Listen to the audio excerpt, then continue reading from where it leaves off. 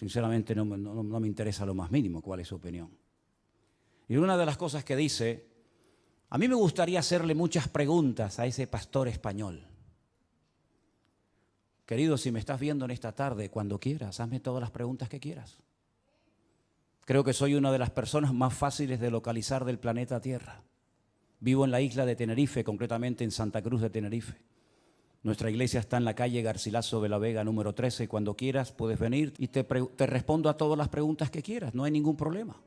Pero no mientas cuando dices que quieres hacerme muchas preguntas y no las haces. La palabra de Dios nos enseña que los últimos tiempos van a ser tiempos muy difíciles, muy complicados. Y el mensaje de hoy me va a costar un poco compartirlo porque hay tanto material sobre lo que quiero decir. Y yo me he dado cuenta que en los últimos años ha habido como una especialidad que se ha puesto de moda y son los predicadores que predican sin espada. Es decir, los predicadores que motivan a sus audiencias, a sus congregaciones.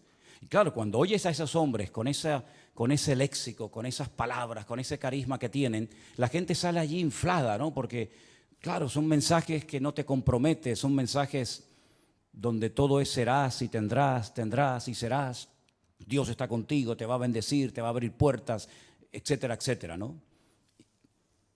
Pero ¿cuántos mensajes han oído usted a lo largo de su vida sobre un tema que ahora les voy a preguntar si ustedes creen en eso o no? La ira de Dios.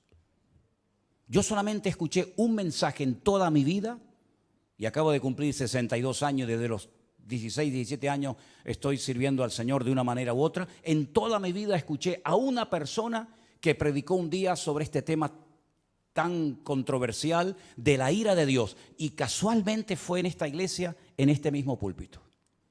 ¿Se acuerdan ustedes aquel muchacho peladito cubano? ¿Se acuerdan? Él predicó un día sobre la ira de Dios y fue un mensaje excelente. Y después cuando terminó le dije, no es fácil predicar de esto. No es fácil porque nadie está orando para tener a Dios de espalda a nosotros. A nadie le agrada ver tragedias y muertes y guerra. A nadie le agrada. No estamos orando para que esas cosas sucedan. Generalmente nuestras oraciones son, Señor, cuídanos, protégenos, bendícenos, ayúdanos. Pero sabemos que nuestro Dios es un Dios de amor, un Dios de misericordia, pero también se enfada. Y yo veo a Dios cuando su Hijo unigénito, el Señor Jesucristo, cargó el pecado de todos y cada uno de nosotros. El Señor Jesucristo dijo, ¿por qué me has desamparado? Dios dejando a su Hijo solo en la cruz. Porque en ese momento su Hijo era el pecado personificado de toda la humanidad. Si abandonó a su Hijo temporalmente por la situación del momento, ¿cómo no habrá momentos puntuales en la vida de las naciones y de los seres humanos en los que Dios dice, basta, estoy harto, estoy cansado? La pregunta que les quiero hacer es, ¿ustedes creen que este tema de la ira de Dios es un mito, es una fábula, es una metáfora, es algo de lo cual se habla, pero que en el fondo no es realmente así? Dios no se enfada, Dios no se enoja.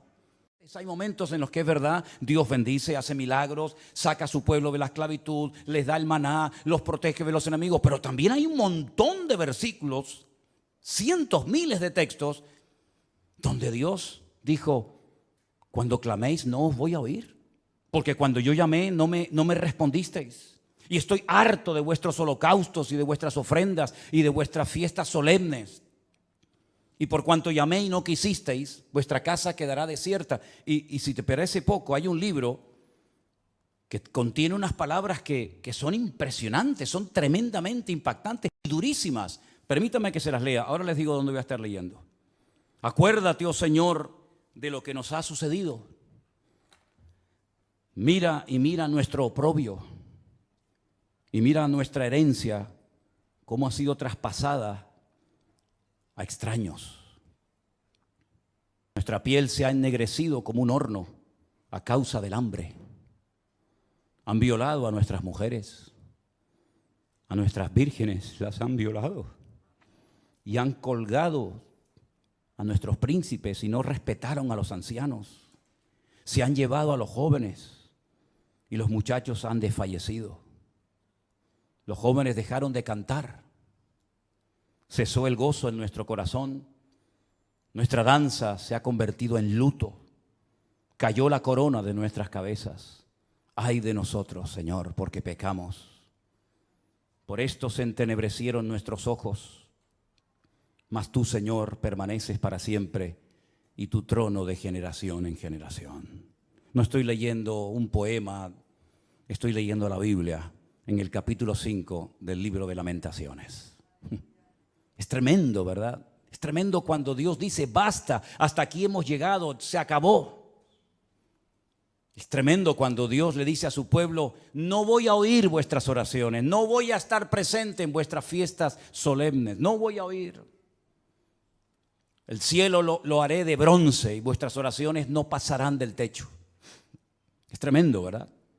Cuando Dios ha permitido cosas tremendas en la historia que han afectado a millones de personas, como por ejemplo el diluvio. ¿Cuántas miles de personas habrán muerto en el diluvio, hermanos? Bueno, nadie lo puede saber con exactitud, pero yo creo que murieron miles de personas en el diluvio. Algunos dirán, bueno, millones. Bueno, está bien, millones. ¿Quién mandó el diluvio, hermanos? ¿Quién mandó el diluvio? ¿Quién le dijo a Noé, prepárate porque yo voy a mandar un diluvio a la tierra? ¿Quién fue el que destruyó las ciudades de Sodoma y de Gomorra? Si no fue tu Dios, ¿quién fue entonces? A mí me hace gracia cuando hay gente que dice, es que el Dios del Antiguo Testamento es completamente diferente al Dios del Nuevo Testamento. Y eso es muy peligroso hablar así. Porque estás hablando como que hay dos dioses, uno malo y uno bueno. Uno que está siempre enfadado y enojado y otro como que es benevolente, como Papá Noel o como San Nicolás, como lo llaman en otros países, ¿verdad? Que nos concede todo y no importa lo que hagamos. Pero esa no es la enseñanza bíblica. La enseñanza bíblica es que hay un solo Dios. Y el del antiguo es el del nuevo y el del nuevo es el del antiguo y no hay otro Dios. Lo que pasa es que hay momentos en los que Dios actúa con infinita misericordia y nos sorprende. Y a pesar de nuestras rebeliones y desobediencias nos cuida y nos bendice. Pero dice, y lo he leído varias veces en esta semana, no lo hago por ustedes. Que os quede claro. No lo hago por vosotros, sino para que mi nombre no siga siendo pisoteado y blasfemado entre vosotros. ¿Se da cuenta? ¿Y quién permitió la destrucción del primer templo de Jerusalén? ¿No fue Dios? ¿Quién le dio autoridad a Nabucodonosor para que quemara el templo y se llevara los tesoros a Babilonia y rompiera la ciudad de Jerusalén y durante 70 años no pudieran volver a su tierra? ¿Quién fue? ¿No fue Dios? ¿Y quién fue el que permitió la destrucción del segundo templo de Jerusalén, donde se cree que murieron 1 millón de judíos en la destrucción de la ciudad de Jerusalén? Y todas las matanzas y todas las guerras y todos los ríos y ríos de sangre que se podía haber evitado a lo largo de la historia. ¿Y quién fue el que permitió la Shoah? La Segunda Guerra Mundial. ¿Quién permitió todo aquello? Claro, hay predicadores que se han especializado en mensajes que motivan a la gente, ¿no? En mensajes de aliento, de ánimo. Hay tantos profetas y tantos pseudoapóstoles que cuando uno habla de la ira de Dios, del enojo, del enfado de Dios, como que se les mueve el piso porque dicen, no, yo no estoy de acuerdo con eso. Vuelvo a repetirles, yo no estoy en este lugar para que ustedes me aplaudan o me sigan o me admiren. Yo no estoy en este lugar para tener cada vez más audiencia y que la gente diga en los comentarios, estoy de acuerdo con usted, pastor, estoy de acuerdo. Y aunque estuvierais en contra, me da exactamente igual porque voy a seguir predicando lo que Dios dice en su palabra, independientemente de la reacción de la gente. En esta semana me han llamado miembro de Hamas, me han llamado nazi. En esta semana me han llamado de todo, porque no están de acuerdo con el mensaje sobre todo que di el domingo pasado y con la reflexión que di esta semana sobre estos acontecimientos. Pero yo quiero que una vez más vayamos a la palabra de Dios para que veamos que a veces la historia se vuelve a repetir. Claro, son otras personas, son otros nombres, otros momentos de la historia, pero se vuelven a repetir los mismos errores, pecados y defectos que otros cometieron. Vamos a comenzar a leer en Segunda de Crónicas, el capítulo 14. Y vamos a ver cómo Dios aguanta y soporta y tiene infinita misericordia, pero hay momentos en los que Dios tiene que hablar y actuar e intervenir en la historia. En el capítulo 14 de Segunda de Crónicas se relata la historia de un rey del sur de Judá llamado Asa. Era el hijo de un rey llamado Abías. Este rey dice en Segunda de Crónicas capítulo 14, versículo 1, después Abías durmió con sus padres y fue sepultado en la ciudad de David. Y reinó en su lugar su hijo Asa, en cuyos días tuvo sosiego el país por 10 años. Así parece ser que durante 10 años estuvieron tranquilos, no pasó nada. Hizo Asa lo bueno y lo recto ante los ojos del Señor su Dios, porque quitó los altares de culto extraño y los lugares altos, quebró las imágenes y destruyó los símbolos de Acera, y mandó a Judá que buscase al Señor, el Dios de sus padres, y pusiese por obra la ley y sus mandamientos. Quitó asimismo de todas las ciudades de Judá los lugares altos y las imágenes, y estuvo el reino en paz bajo su reinado. Edificó ciudades fortificadas en Judá, por cuanto había paz en la tierra y no había guerra contra él en aquellos tiempos, porque el Señor le había dado paz.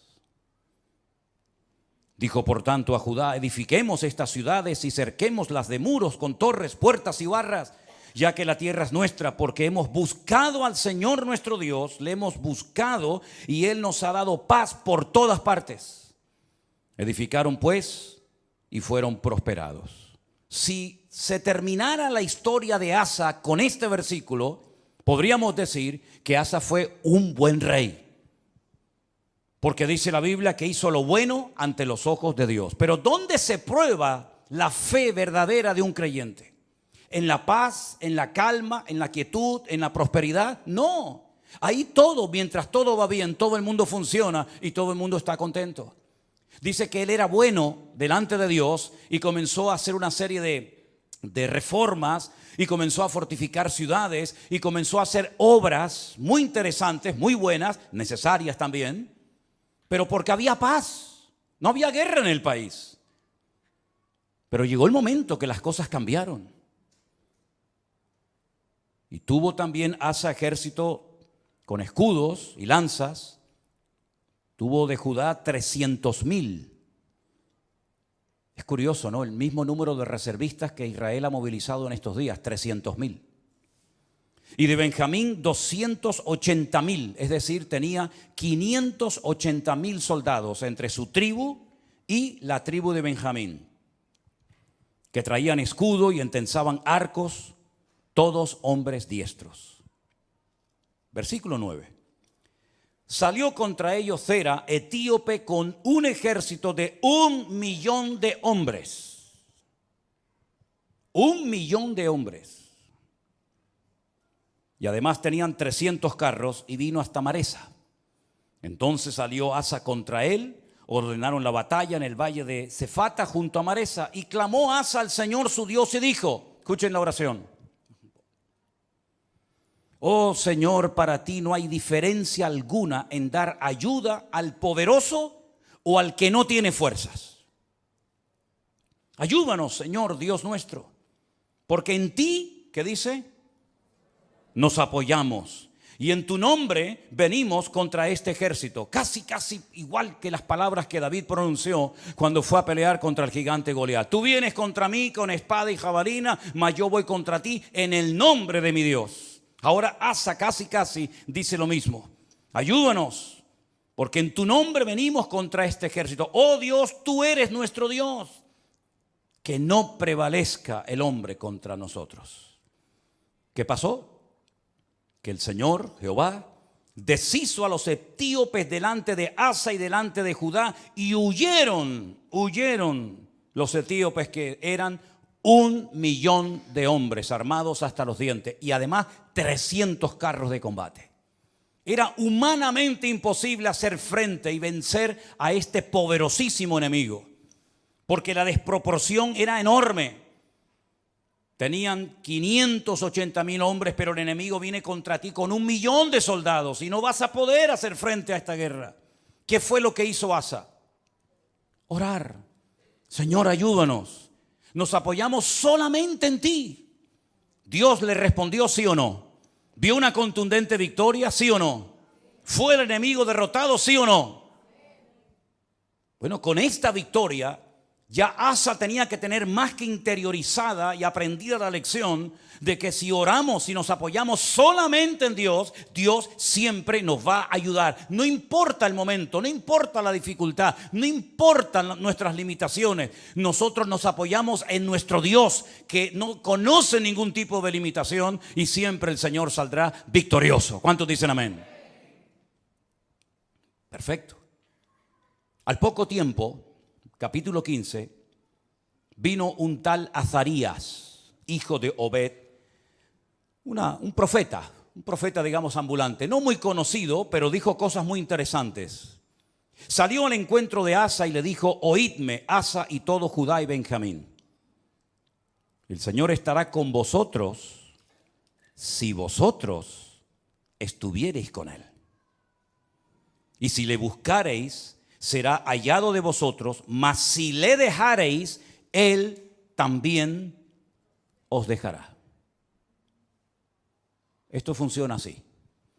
Muchos días ha estado Israel sin verdadero Dios, sin sacerdote que enseñara y sin ley. Pero cuando en su tribulación se convirtieron a Jehová, el Dios de Israel, y le buscaron, él fue hallado de ellos.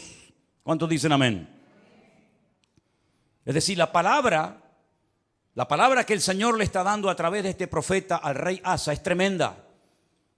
Si siguen en esta línea, si siguen apoyándose en el Señor, si siguen confiando en Él y en su palabra, si no se apartan de su ley, de sus mandamientos, el Señor estará con vosotros. Ya os lo ha demostrado clarísimamente. No importa si viene 1.000.000 o 5 o 20, da igual. Tú mismo, rey Asa, has dicho en tu oración que tú ayudas tanto al poderoso como al que no tiene ninguna fuerza. Porque el ejército o la victoria no depende de nosotros, sino depende del Señor. Porque no es con espada, no es con ejército, es con mi Santo Espíritu, dijo el Señor. Y él lo vio, el Señor se lo demostró. Este hombre se animó tanto con aquella palabra, con aquella contundente victoria, que siguió haciendo cambios y siguió haciendo reformas tremendas en todo el país. La Biblia dice que llevó al pueblo a un momento, a una reunión muy solemne, versículo 11 o 10 si quieren. Dice que se reunieron en Jerusalén en el mes tercero del año 15 del reinado de Asa, y en aquel mismo día sacrificaron para el Señor del botín que habían traído, escuche esto, 700 bueyes y 7.000 ovejas. Aquello tenía que ser un río de sangre terrible. Sacrificar 700 bueyes y 7.000 ovejas, aquello tuvo que ser algo impresionante. Pero a él no le importaba darle todos estos sacrificios al Señor, porque él estaba contento, él estaba agradecido, porque él había visto la mano de Dios poderosa. Y además dice que prometieron, versículo 12, solemnemente que buscarían a Jehová, el Dios de sus padres, de todo su corazón y con toda su alma. Lo juraron delante de Dios. Se tomaron en serio este juramento. Y cualquiera que no buscase al Señor, el Dios de Israel, que muriera, fuera grande o pequeño, hombre o mujer. Juraron al Señor con gran voz y júbilo, al son de trompetas y bocinas. Y todos los de Judá se alegraron en este juramento, porque de todo corazón lo juraban y toda su voluntad lo buscaban, y fue hallado de ellos, porque el Señor les dio paz por todas partes. ¿Cuántos dicen amén? Va bien la historia, ¿no? Va bien, vamos bien, vamos bien. El hombre está siendo bendecido, el hombre está siendo usado, Dios está dando paz, Dios está respondiendo a su oración, el enemigo está siendo derrotado y humillado. Vamos bien, gloria a Dios, gloria a Dios. Hace una cosa muy interesante. Estaba el hombre tan entusiasmado y tan contento con su Dios que hasta a su propia madre la puso en su sitio. Miren lo que le dice a su madre o lo que hace con su madre en el verso 16. Aún a Maaca, la madre del rey Asa, cuidado, no era una cualquiera, era su propia madre, la depuso de su dignidad, porque había hecho una imagen de acera, y Asa destruyó la imagen y la desmenuzó y la quemó junto al torrente del Cedrón. A su propia madre le dijo: no voy a permitir, por muy madre que seas de mí, que tengamos entre nosotros una imagen de esta acera. La destruyó, la desmenuzó y le prendió fuego en el torrente de Cedrón, ese torrente, ese barranco que hay entre el monte Moriah del templo y el monte de los olivos. Le prendió fuego.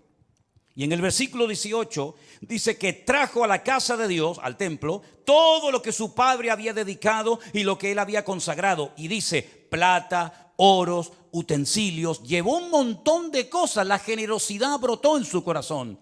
Y dijo: voy a llevar a la casa de Dios, al templo, oro y plata y utensilios de todo tipo. Tremendo. Si terminara, repito, la historia del rey Asa con este capítulo, podríamos marcharnos a casa diciendo: gloria a Dios, por fin nos encontramos un buen rey. Porque lamentablemente no todos fueron buenos, hubieron algunos que fueron terribles. Pero este por lo menos fue bueno. Pero es que la historia continúa. La historia nos lleva al capítulo 16, donde dice que en el año 36 de su reinado, tuvo mucho tiempo como rey, subió Baasa, el rey de Israel, el que estaba en el norte. Ya el país se había dividido. Recuerden esto, hermanos. Estaba Judá al sur con la tribu de Benjamín, y las 10 tribus al norte adoptaron el nombre de Israel. Y entonces el rey de Israel, en este caso se llamaba Baasa, va contra él, fortifica la ciudad de Ramá para no dejar salir ni entrar a ninguno. ¿Y qué es lo que hace Asa? Se supone que tenía que hacer exactamente lo mismo que ya había hecho y que le había dado tan buenos resultados, ¿sí o no? Orar, clamar al Señor, apoyarse en el Señor y poner en práctica el juramento que habían hecho. Nos apoyaremos en ti, confiaremos en ti. Lamentablemente no hizo eso, no lo hizo. ¿Qué es lo que hace?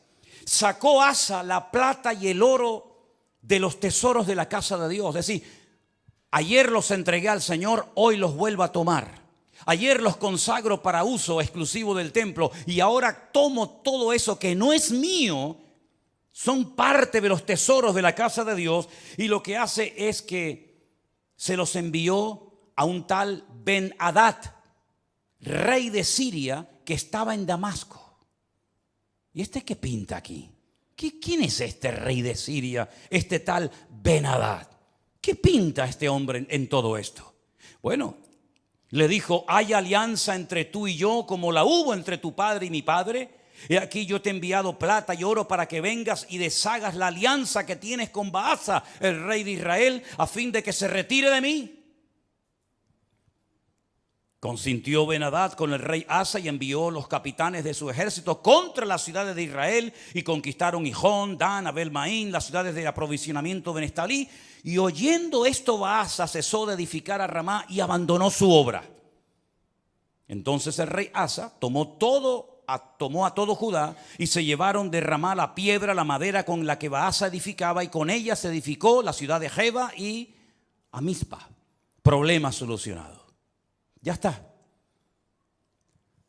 Pero esto no fue agradable ante los ojos de Dios, porque aunque humanamente hablando se salió con la suya, le doy dinero a un rey de Siria, Ben-Hadad, para que me apoye en la guerra, para que se ponga en contra de mi enemigo.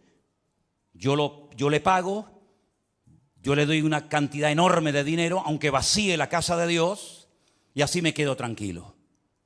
Pero es que resulta que en aquel tiempo a los profetas, y lo dicen otros textos de la Biblia, se les llamaba videntes, porque eran los que veían, los que leían las circunstancias, los que interpretaban el mundo espiritual. Por eso se les llamaba por un tiempo a los profetas videntes, porque veían más allá de lo natural. Porque lo natural, como he dicho muchas veces, es un reflejo de lo espiritual. Y ahora viene este vidente, este profeta, y le dice al rey Asa: por cuanto te has apoyado en el rey de Siria y no te apoyaste en el Señor tu Dios, por eso el ejército del rey de Siria se escapó de tus manos. Los etíopes y los libios no eran un ejército numerosísimo con carros y mucha gente de a caballo. Le recuerda el pasado, le recuerda la historia, lo que Dios hizo por él. Con todo, porque te apoyaste en Jehová, Él los entregó en tus manos. Porque los ojos del Señor contemplan toda la tierra para mostrar su poder a favor de los que tienen corazón perfecto para con Él. Y ahora le dice, locamente has hecho esto. Locamente has hecho esto. Porque de aquí en adelante habrá guerra contra ti. Has abierto una brecha, has abierto una puerta en el mundo espiritual y a partir de hoy tu vida va a cambiar radicalmente, pero para mal, no para mejor. ¿Qué hubiera hecho usted, hermano y hermana, o yo, si nos viene un profeta como este, Hanani, y nos amonesta y nos dice esta palabra? ¿Qué hubiéramos hecho? Señor, perdóname, lo siento. Así como el profeta Natán, ¿se acuerdan cuando fue a la casa del rey David y le dijo, tú eres ese hombre, tú has pecado por culpa tuya?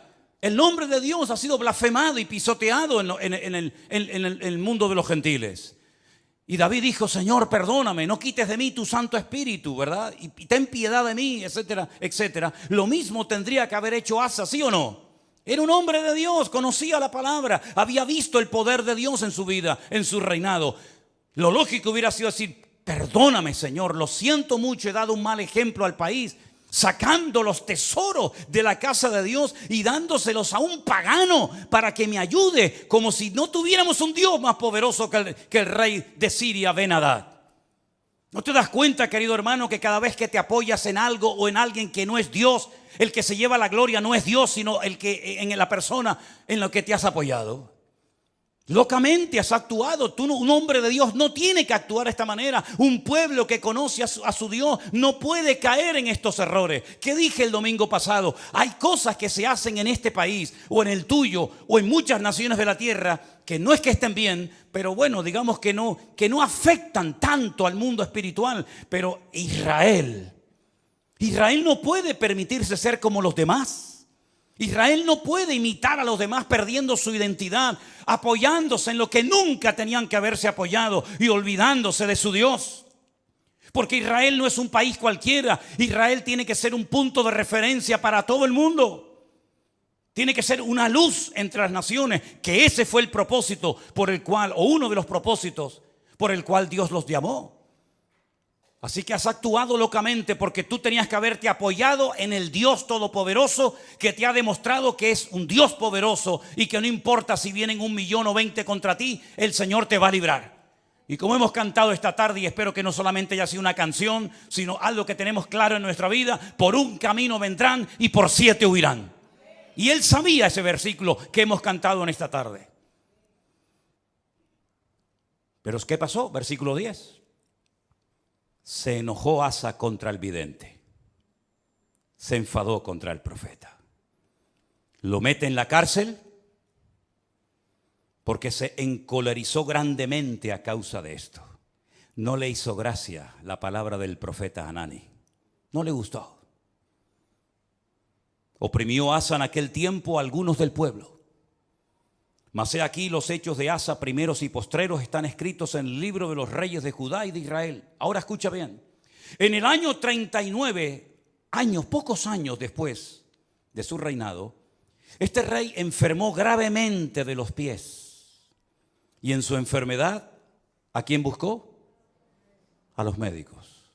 Como diciendo, ni en mi enfermedad me voy a humillar delante de Dios. No está mal ir a los médicos, ni mucho menos. El Señor dice en su palabra, yo envío sanidad y medicina a mi pueblo.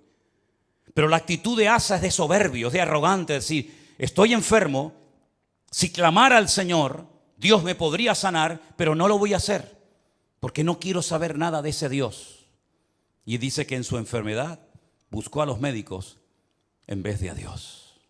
Al final, murió.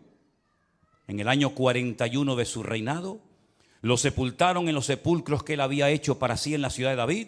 Lo sepultaron en un ataúd y le llenaron de perfumes y de diversas especies aromáticas preparadas por expertos perfumistas e hicieron un gran fuego en su honor. Perfumes para el muerto. Y ahí se acaba la vida y el reinado de Asa. ¿Qué les parece? ¿Qué les parece? Bueno, esto al fin y al cabo es una historia del pasado, de la cual podemos extraer ciertas y determinadas aplicaciones y lecciones para nuestra vida. Pero ¿saben qué? El hombre no aprende. El hombre no aprende. Sigue cometiendo los mismos errores, los mismos pecados, y en vez de apoyarse solamente en Dios, que los ha librado tantas veces de ser destruidos y tragados por sus enemigos, vuelven a apoyarse en ejércitos extranjeros, en la ayuda de hombres, en vez de apoyarse única y exclusivamente en su Dios. Hemos leído en esta tarde, espero que hayan prestado atención, el Señor es mi luz y mi salvación. No temeré lo que me pueda hacer el hombre. Ellos tienen una palabra que dice,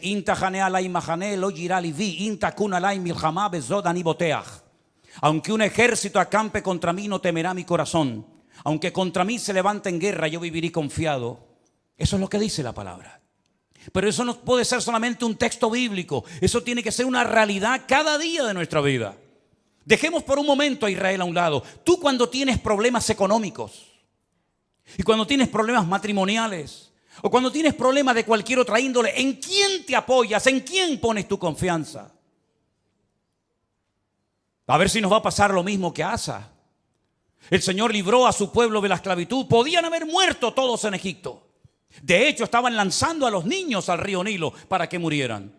Podían haber muerto en el cautiverio en Babilonia. De hecho, dice que algunos de ellos los lanzaban a hornos de fuego y a otros los lanzaban a fosos llenos de leones. Podían haber muerto en la Edad Media, cuando la corona española junto con la Inquisición comenzó a matar gente por todas partes de España, incluido también a ellos. Podían haber desaparecido en la Segunda Guerra Mundial. Podían haber perecido en cualquier otro momento de la historia, pero Dios siempre ha tenido misericordia de ese pueblo. Cuando estaban con la soga hasta el cuello, en su angustia invocaban a Dios y Dios les respondía. Y han demostrado a lo largo de la historia que no importa si son poquitos o muchos, la mano del Señor siempre ha estado con ellos. En 1967, 5 naciones tremendamente poderosas con un odio tremendo contra ellos. Porque no solamente sus enemigos se conforman con echarlos al mar, como decían los jordanos en su momento, con echarlos al agua, sino con arrasarlos, que no haya ni un solo judío en toda la faz de la tierra, nunca más. Ya lo intentaron los griegos, lo intentaron los romanos, ya lo intentó mucha gente. Y en aquellos días, una semana de guerra para vencer a 5 naciones, a 5 potencias militares en 7 días. Y al 7º reposaron. Fue más que suficiente para demostrarle al mundo que el Dios de Israel es el Dios todopoderoso. ¿Por qué ahora no hacen lo mismo? ¿Por qué no claman a Dios?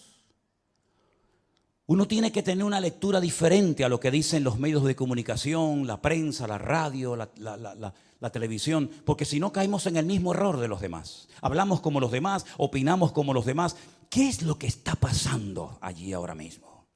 ¿Qué es lo que está sucediendo espiritualmente hablando? Que de eso no te va a hablar nadie. Te va a decir que se quedaron dormidos, te va a decir que se despistaron, te va a decir que estaban de relajo, de fiesta, te van a decir 20.000 cosas, que falló el Moshá, que falló el Chimbet, que falló todo. Pero ¿quién va a dar una lectura espiritual de toda esta cuestión? Nuestra fuente de información no es internet. Nuestra fuente de información no son los periodistas. Nuestra fuente de información es la Biblia, es la palabra de Dios. ¿Cuántos dicen amén? Vamos a ir a la Biblia a ver qué es lo que nos dice, porque hemos visto que cuando una persona se apoya en Dios, no importa si viene 1.000.000 de soldados contra ti, tú lo puedes vencer. No importa si es un gigante enorme, profesional de la guerra, se le puede vencer. No importa si la ciudad tiene doble muralla, se le puede derrotar. Pero también la palabra de Dios nos habla muy claramente que a veces hay ciertas y determinadas circunstancias que frenan la bendición de Dios. En Isaías, capítulo 24, Miren qué texto tan impresionante. Isaías capítulo 24, verso del 1 en adelante. Si quieren, así lo leemos. He aquí que el Señor vacía la tierra y la desnuda, y trastorna su faz y hace esparcir a sus moradores. Sucederá así como al pueblo, también al sacerdote, como al siervo, así a su amo, como a la criada, su ama, como al que compra, al que vende. Se está acoplando el monitor, hermano. Tienes que bajar el monitor. Hace rato se está acoplando. Al que presta, al que toma prestado, como al que da logro, así al que lo recibe. La tierra será enteramente vaciada y completamente saqueada, porque el Señor ha pronunciado esta palabra. Se destruyó, cayó la tierra, enfermó, cayó el mundo, enfermaron los altos pueblos de la tierra. Escucha bien el versículo 5. Ahí está la respuesta. Sube. La tierra se contaminó bajo sus moradores. No estamos hablando de Japón, no estamos hablando de Latinoamérica. Es el profeta Isaías hablándole al pueblo de Dios, hablando de su pueblo, de su tierra, y les dice: la tierra se ha contaminado debajo de vuestros pies. ¿En qué se basa el profeta para hacer semejante declaración? Ustedes han traspasado las leyes. Número 2, han falseado el derecho y han quebrantado el pacto sempiterno. Quédense con esas tres cosas. Falsearon el derecho, traspasaron las leyes y quebrantaron el pacto sempiterno. Aquí está la clave, mi hermano. Ahí está la respuesta que Dios da en su palabra. Por supuesto, estudié el texto en hebreo, y cuando dice leyes, dice Torot, porque está en plural. Si fuera la ley, diría Torah, pero como dice las leyes, dice Torot, las leyes de Dios.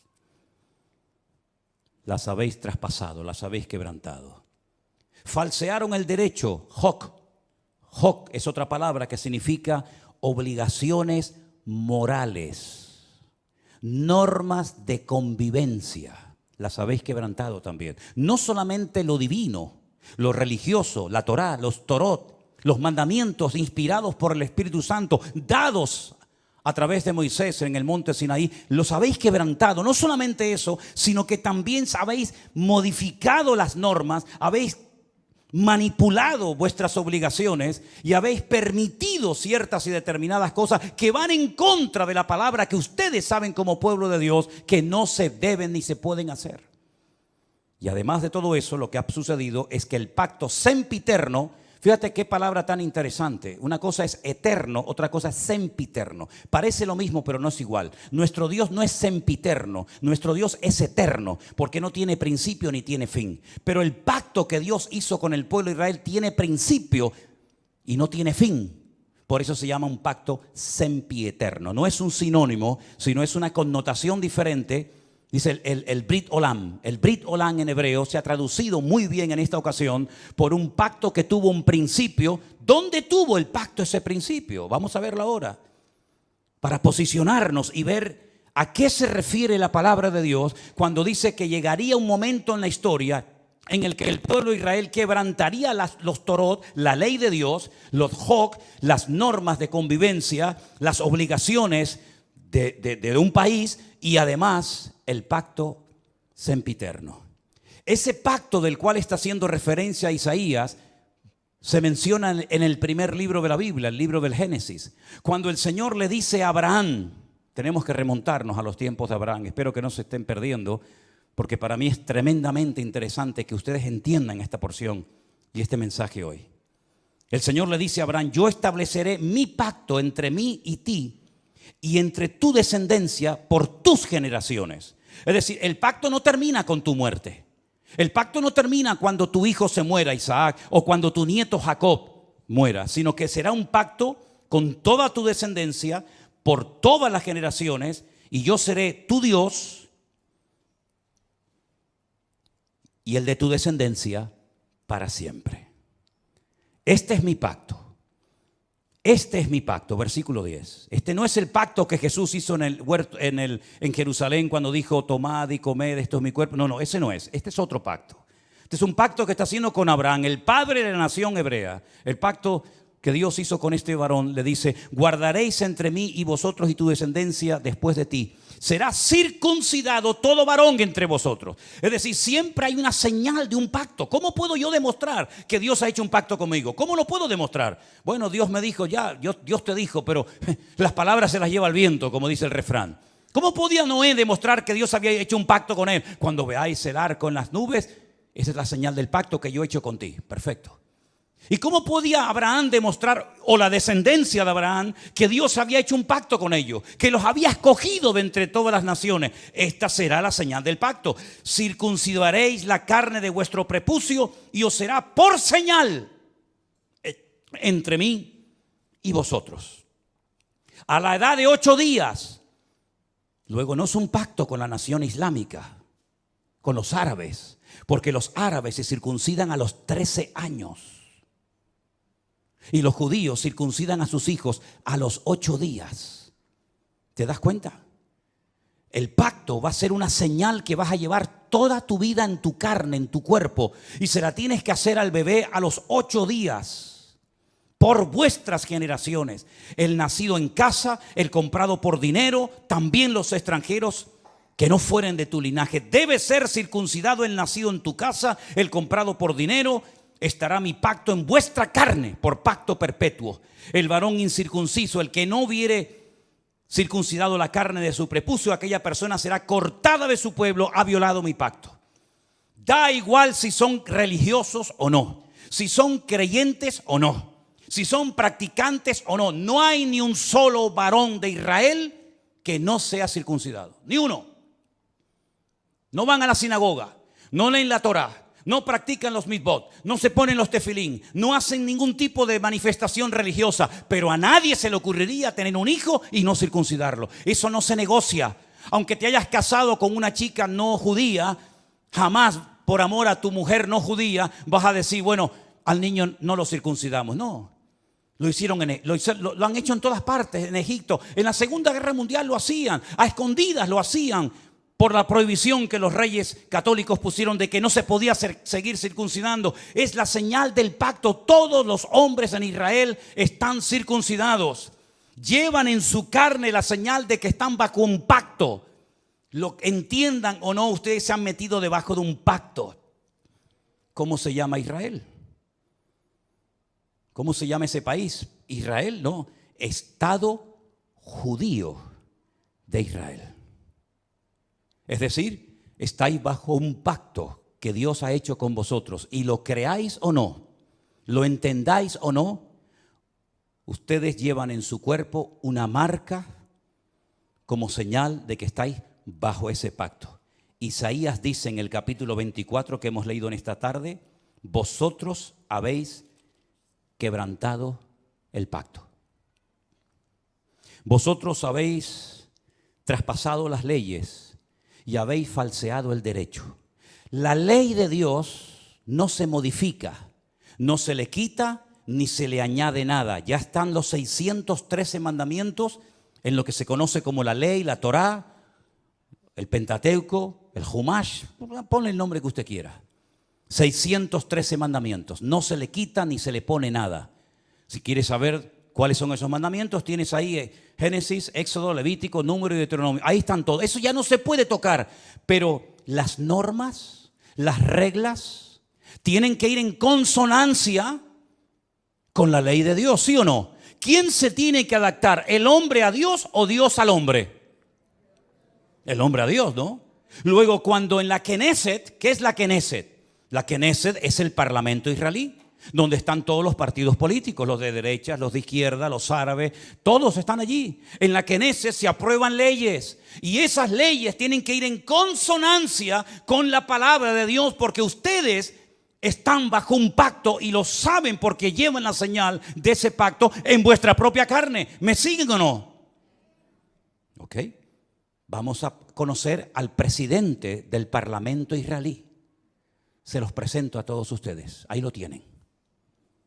El presidente de la Knesset de Israel se llama Amir Ohana, presidente de la Knesset, presidente del parlamento israelí, judío, circuncidado, faltaría más. Veamos lo que nos dice la Wikipedia en su vida personal. El señor Amir Ohana y su pareja Alon Haddad formaron una familia homoparental con un hijo y una hija que concibieron a través de la subrogación gestacional de una mujer de Oregón, Estados Unidos.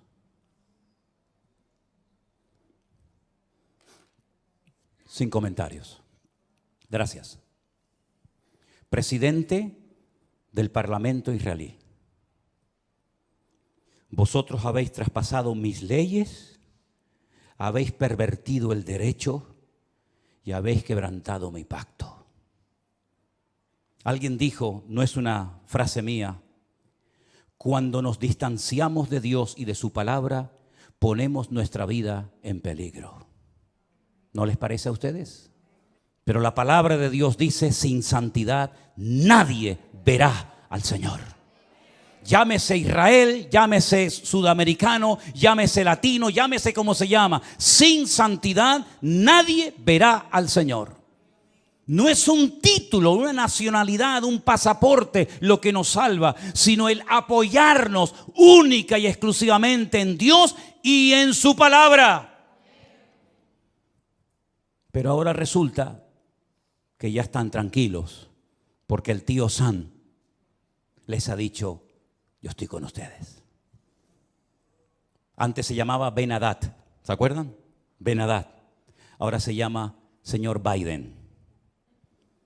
Pero qué lástima que no haya un Ananí en Israel hoy por hoy. Porque si Juan el Bautista levantara la cabeza y entrara al parlamento israelí, bueno, ya entró en su época, ¿no? Cuando aquel rey llamado Herodes, ¿se acuerdan?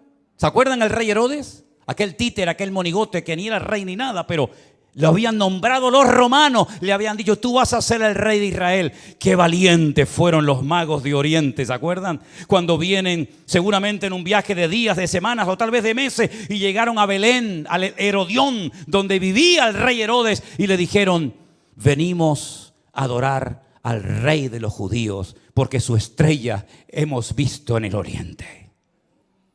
Y Herodes habrá dicho, el rey de los judíos soy yo. No. Tú eres un estrellado. Nosotros venimos a ver a aquel que es digno de recibir toda honra y toda gloria. Y dice que cuando llegaron, se postraron y lo adoraron, ofreciendo sus tesoros de oro, incienso y mirra. A ese rey perverso y terrible llamado Herodes, llegó un día Juan el Bautista, que algunos habrán dicho, cállate la boca, no digas nada. Te la está jugando, y le dijo, no te es lícito haberle robado la mujer a tu hermano y llevártela a tu cama y acostarte con ella. No te es lícito, adúltero. ¿Qué le costó a Juan el Bautista esa declaración? La cabeza. El rey Herodes quiere hablar contigo. Jesús dijo, decidle a esa zorra. Y me dicen a mí que yo soy duro hablando. Decidle a esa zorra. Y no fue a verlo. Y cuando aquel soberbio, arrogante romano le dice, no me hablas, llevo una hora interrogándote, te puedo librar de la mano de tus verdugos y no me contestas, no sabe que tengo autoridad para librarte. Y es entonces cuando el Señor dice, tú no tendrías nada que hacer contra mí si mi Padre no te lo permite. Aquí no se mueve ni una sola hoja de un árbol sin permiso de nuestro Dios. Y no hay nada que ocurra en las naciones de la tierra, y menos en esa tierra santa para Dios, donde Él es el dueño de la tierra, que no lo permita el Señor. ¿Se dan cuenta cómo tenemos que clamar por misericordia más que nunca, mis queridos hermanos? Con semejantes personajes, con semejante panorama, que Dios tenga misericordia de nosotros. Miren esta fotografía. Miren esta fotografía. Estamos en la ciudad de Tel Aviv. un montón de gente. Sería muy bueno que la ampliaras. Sí, yo sé que se va a perder mucho de lo que dice, pero ahí hay una reunión de oración. Fueron a orar. Y judíos, por temor a que en otras naciones no les dejaran en público hacer una reunión de oración, viajaron expresamente en esos días de Yom Kippur a Israel, porque todos los años se hace en una plaza pública en Israel, se hace un acto de oración, de perdón. Y entonces estos judíos, algunos mayores, otros jóvenes, familias enteras, viajaron a Israel para poder participar en público en las calles de la ciudad de Tel Aviv de una reunión de oración. Y mire lo que dice en la parte de abajo. Las personas que se mudaron a Israel sintieron miedo en el único lugar donde no esperaban sentirse amenazados por su judaísmo. ¿Quién impidió esa reunión de oración? ¿Jamás? ¿Hezbollah? Los de la banderita de colores y toda la tropa que les acompaña interrumpieron una reunión de oración. ¿A quién molestaban? ¿A quién le podía hacer daño que un montón de gente allí oraran a Dios pidiendo por la nación? ¿Qué problema, qué daño puede hacer eso? En esa plaza, unos días más tarde, en esa misma plaza, ponemos la siguiente fotografía, por favor. La gente se reúne y enciende velas para recordar a las víctimas de Israel. ¿Casualidad? Díganme lo que quieran. Díganme lo que quieran. Pero en esa plaza, una semana atrás, los echaron prácticamente a patadas para que no oraran por Israel. Y una semana más tarde, en esa misma plaza, tuvieron que ir a poner velas a recordar lamentablemente, en ese acto de salvajismo terrible que hemos visto, a las víctimas que murieron. ¿Qué les parece, hermanos? ¿Qué les parece? Empecé este mensaje haciéndoles una pregunta. ¿Ustedes creen en la ira de Dios? ¿Ustedes creen que Dios se enfada, que podemos hacer lo que nos da la gana y no pasa nada? Sigan jugando con Dios, sigan. Tarde o temprano te darás cuenta que con Dios no se puede jugar. Es mejor decir no soy nada a decir soy judío, soy cristiano, soy evangélico, soy creyente y vivir peor que la gente del mundo. Yo decía hasta hace unos días, ya no lo voy a volver a decir más porque sería un insulto, ¿no? Yo decía que esta gente que entró hizo esas cosas terribles que no tienen ni nombre, y lógicamente no vamos a poner ninguna escena de esas, se portaron como animales, y me equivoqué. Los animales no se comportan así. Alguien dijo recientemente, si los seres humanos todos tuviéramos corazón de perro, no habría guerras en el mundo. Porque dicho sea de paso, la palabra perro en hebreo es kolev. Kelev. Kol, lev. Todo corazón. Kol, todo, lev, corazón. El perro se llama en hebreo todo corazón. ¿Cuánto echo de menos a mi perro? ¿Cuánto echo de menos a Trotsky? ¿Cuánto lo echo de menos?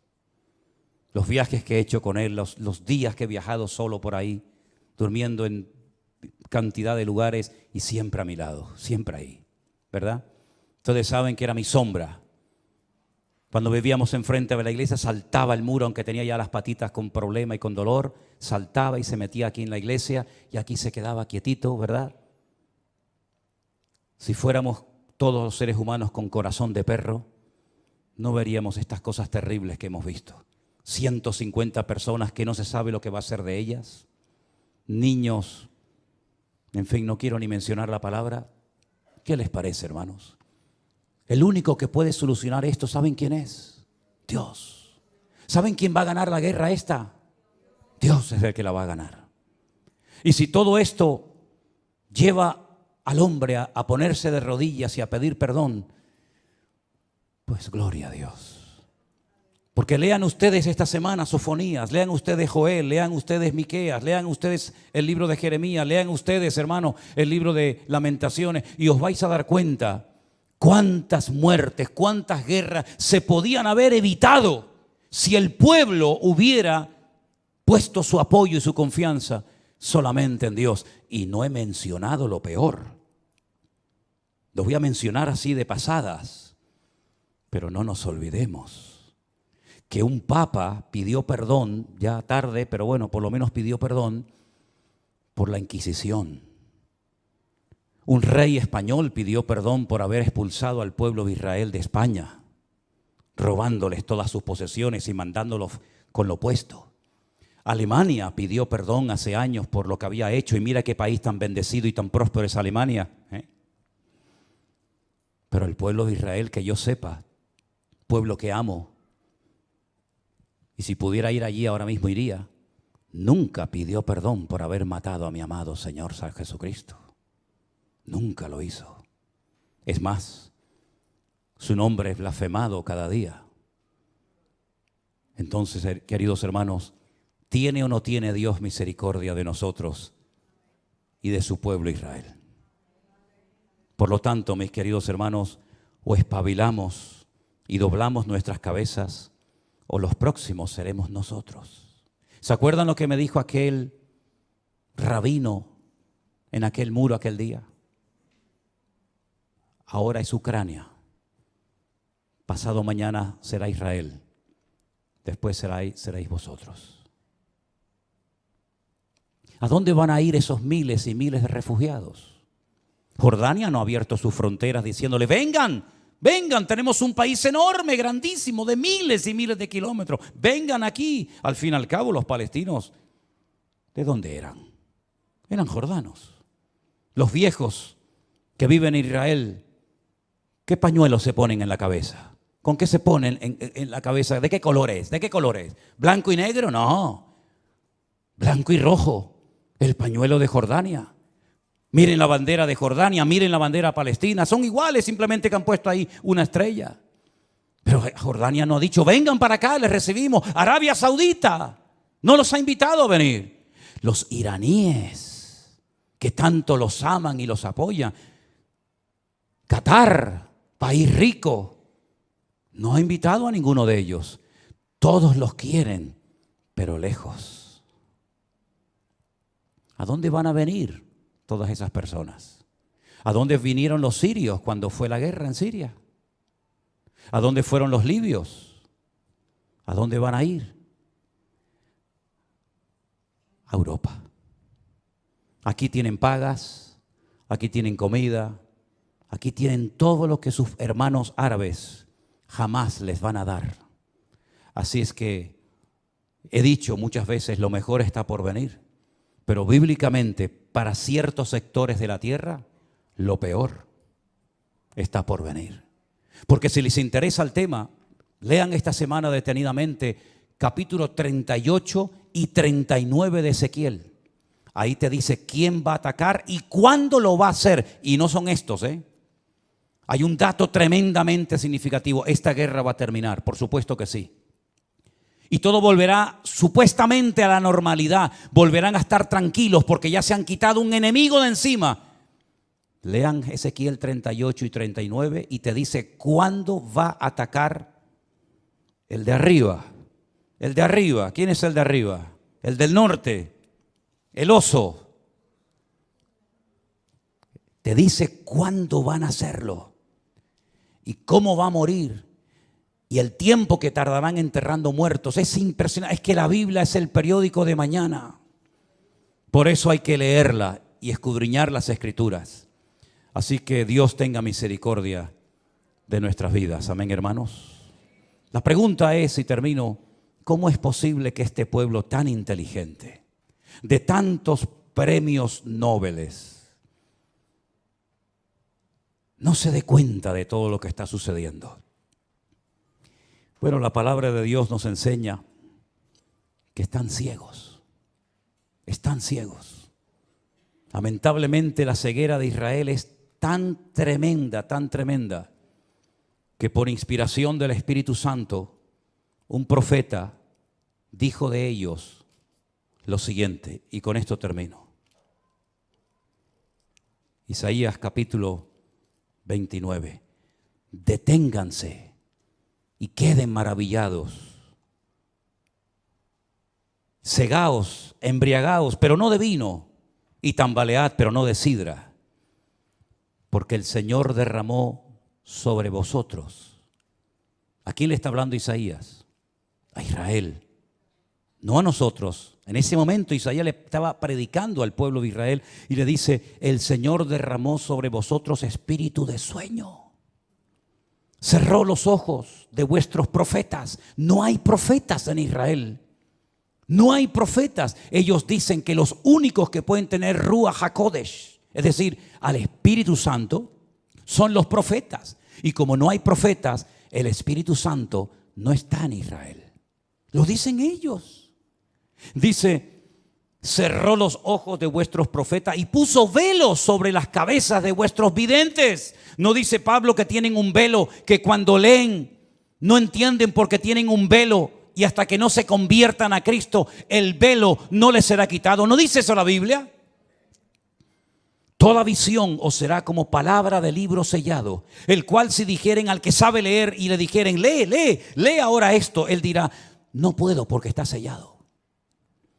Y si le dijere, si se le diere el libro al que no sabe leer, diciéndole: lee ahora esto, dice: no sé leer.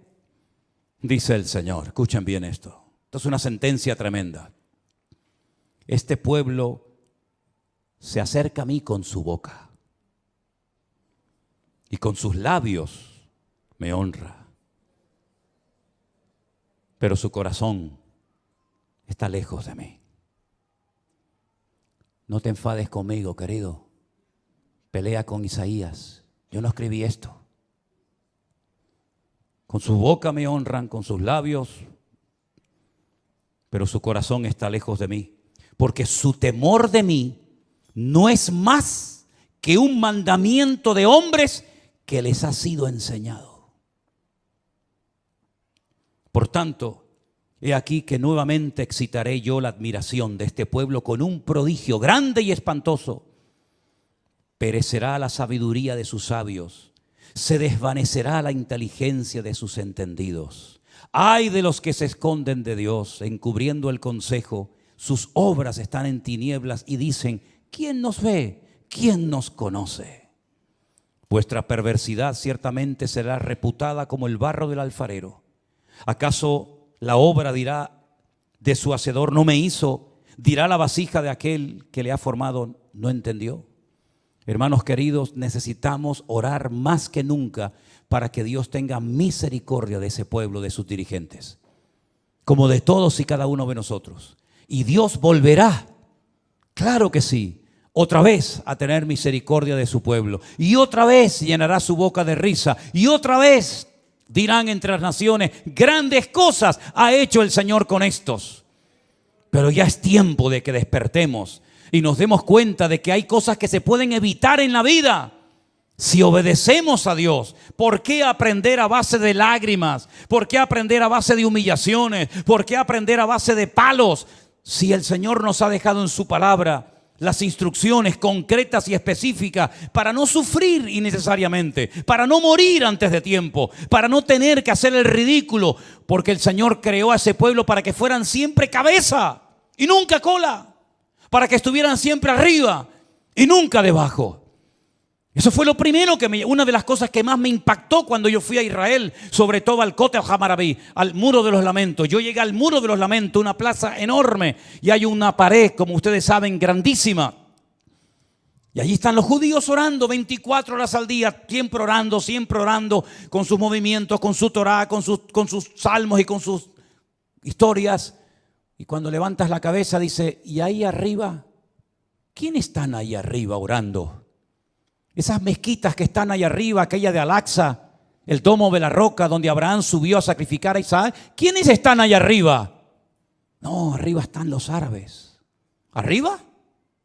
Sí, están arriba. ¿Y abajo? ¿No os dais cuenta que hasta en lo natural el Señor nos habla y nos dice: Es que yo no diseñé a mi pueblo para que estuvieran abajo. Yo diseñé a mi pueblo para que estuvieran arriba y fueran cabeza y no cola. Pero eso no sucede por tener un pasaporte azul con la menorá y decir soy del Estado de Israel. Eso sucede cuando circuncidas tu corazón y te conviertes de corazón al Señor que te amó eternamente y te lleva esculpida en las palmas de sus manos. Cerramos nuestros ojos en esta noche. Mediten en esto. Reflexionen en estas palabras. También a nosotros el Señor nos llama al arrepentimiento, a una conversión genuina. Claro que sí, no estamos exentos. Si esto se hace con las ramas naturales, ¿qué no se hará con las ramas que hemos sido injertados en el olivo verdadero? Por lo tanto, mis queridos hermanos, aprendamos la lección. Dios viene a buscar un pueblo sin mancha y sin arrugas. Que Dios se apiade de nuestras vidas. Repasemos todas estas lecturas, estos textos bíblicos. Y por encima de todo esto está nuestro amor al pueblo de Dios, el remanente verdadero que habita en Israel. Nuestros hermanos en Cristo que alaban y honran al Señor como nosotros.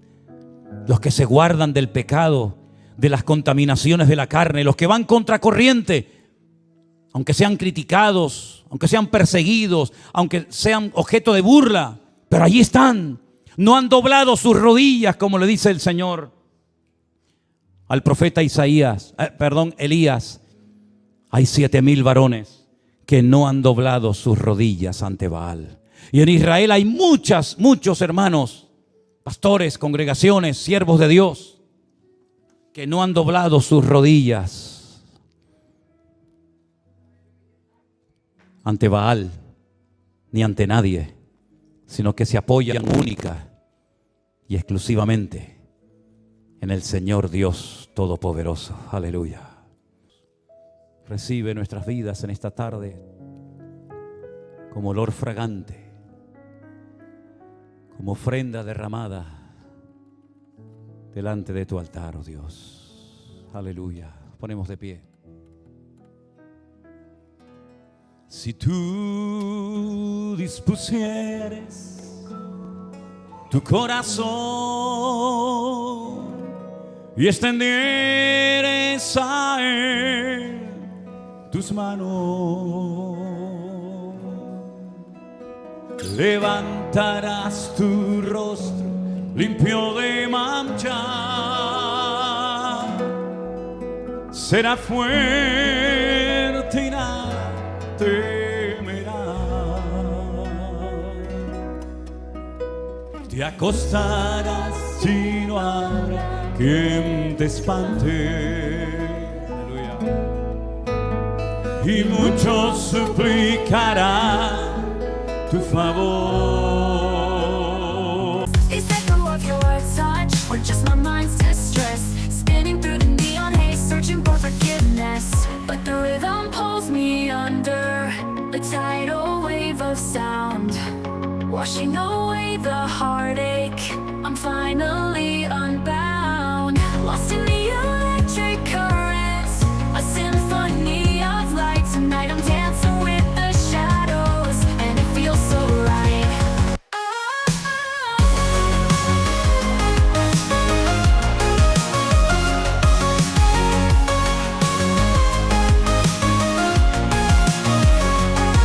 Distorted reflections in the chrome and steel, a million faces, yet I still don't feel real. Chasing after something I can't define, lost in the labyrinth of space and time. This feeling's caught inside my chest, a kaleidoscope of doubt, I haven't found my rest. Is this the echo of your touch, or just my mind's distress? Spinning through the neon haze, searching for forgiveness. But the rhythm pulls me under a tidal wave of sound, washing away